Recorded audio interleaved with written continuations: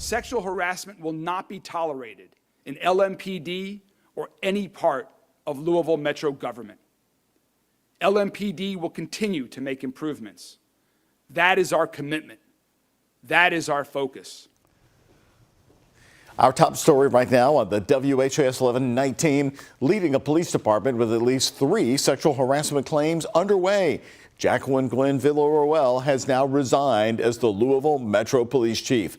Hello, everybody. Thanks for joining us tonight. I'm Doug Proffitt. Mayor Craig Greenberg announcing he accepted her resignation this morning. Stepping into the role as interim chief will be Paul Humphrey, a Louisville native and 18-year veteran of LMPD. He stood alongside the mayor as Greenberg outlined a series of reforms to show how LMPD will handle sexual harassment allegations in the future. Right now, all new on the WHAS 1119, our Alex Dederer and photojournalist Elijah McKenzie spoke with local attorneys who have pushed for those reforms over the last 4 years. You also talked to some top Kentucky lawmakers. Were they hopeful at all about what's to come? And I'm interested in their reaction to what happened today. Well, Doug, I do have to say, I do think that hope is a bit of a stretch, but the attorneys I spoke with say they do think LMPD is moving in the right direction.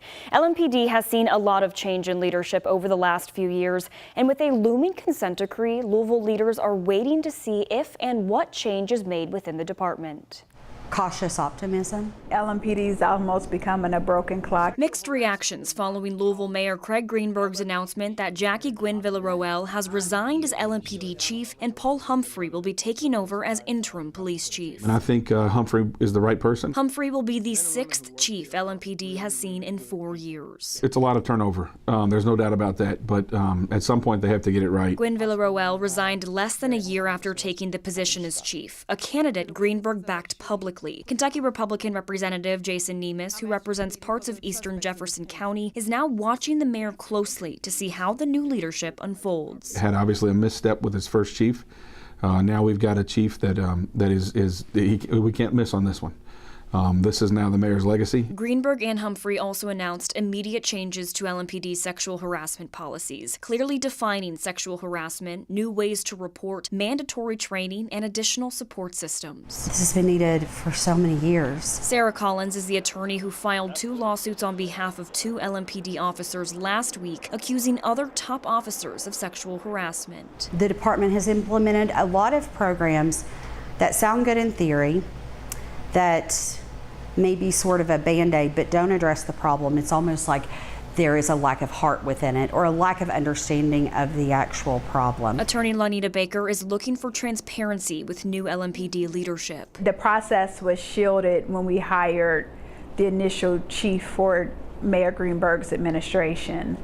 And then to come out with someone internally, we don't know really what that process was. She represented Breonna Taylor's family and is paying close attention to how the department moves forward. At some point, the only way you can go is in a better direction. And honestly, I believe LMPD is at rock bottom. I believe they've been at rock bottom.